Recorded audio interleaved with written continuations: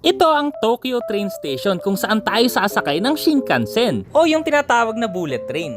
Busy pala tong train station, daming tao. Yan ang bullet train na sasakyan natin, ang N700 Supreme. Grabe, excited na ako, first time ko kasing sumakay nito eh. Ganito yung itsura niya sa loob, tatluhan sa kaliwa, tapos dalawahan naman sa right side.